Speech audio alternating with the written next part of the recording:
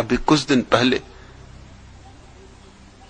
मेरा जर्मन सन्यासी विमल कीर्ति संसार से विदा हुआ। उसने अपनी आखिरी कविता जो मेरे लिए लिखी, उसमें कुछ प्यारे वचन लिखे थे। विमल कीर्ति यूं तो राज परिवार से था, करीब करीब यूरोप के सारे राज परिवारों से उसके संबंध थे। उसकी मां है ग्रीस की महारानी की बेटी, उसकी दादी है ग्रीस की महारानी, उसकी मौसी है स्पेन की महारानी,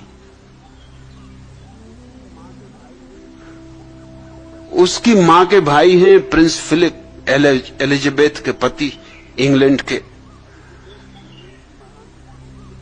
एलिजाबेथ इंग्लैंड की महारानी उसकी मामी,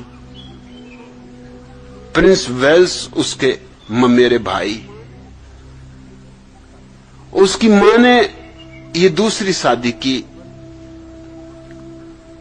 हनोवर के राजकुमार से, जिनसे विमल कीर्ति का जन्म हुआ। उसकी पहली शादी विमल कीर्ति की मां की हुई थी डेनमार्क के महाराजा से। तो डेनमार्क के महाराजा और डेनमार्क के महाराजा के जितने संबंधी हैं, उनसे भी विमल कीर्ति का संबंध। मुश्किल होगा एक आदमी ऐसा खोजना जिसका यूरोप के सारे राज परिवारों से संबंध है और निकट संबंध है। और जर्मन सम्राट का तो वो वंशज है ही। अगर जर्मन साम्राज्य बचा रहता तो विमल कीर्ति आज सम्राट होता जर्मनी का। आया था भारत में यूं ही भ्रमण के लिए, सोचा भी ना होगा कि मुझसे मिलना हो जाए। इधर मुझसे मिलना हो गया तो लौट ही नहीं। और उसका समर्पण कहा जा सकता है। वर्षों तक तो ये पता ही नहीं चला किसी को कि वो इतने साम्राज्यों से संबंधित है। किसी को पता ही नहीं चला, किसी को उसने कभी कहा ही नहीं। यहां उसने कोई ऐसा काम नहीं जो न किया हो। बागवानी का काम किया, बुहारी लगाने का काम किया, जो काम उसको दे दिया किया। समर्पण ये था। कभी एक बार भी ये पता न चलने दिया कि मैं राजकुमार हूं, और कभी मेरी पीढ़ियों में किसी ने बुहारी नहीं लगाई। बुहारी लगाने की बात ही दूर, बुहारी देखी भी नहीं होगी।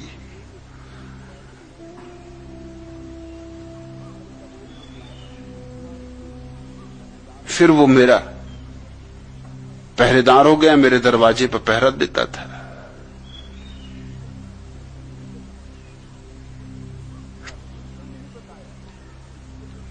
तब भी उसने नहीं बताया कि खुद उसके दरवाजे पर पहरेदार हुआ करते थे।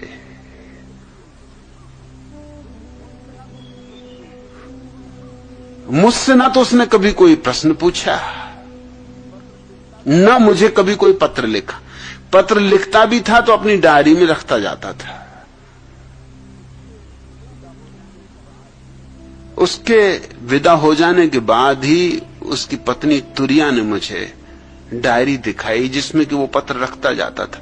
और मुझे इसलिए नहीं भेजता था क्योंकि उसका कहना था कि आज नहीं कल मैं उत्तर दे ही देता हूं, तो क्यों नाहक भेजना, क्यों परेशान करना।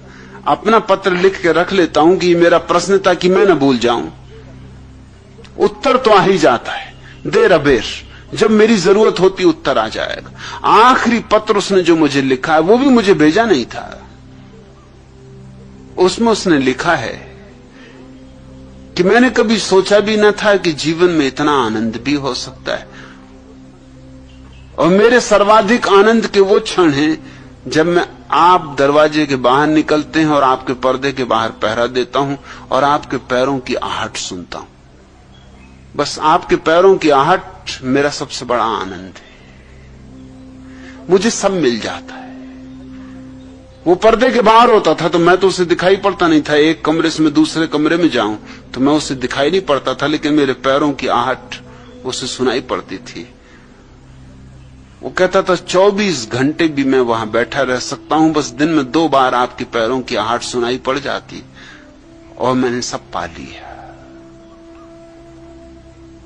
इसे कहते समर्पण। विजयानंद के समर्पण को समर्पण नहीं कहते।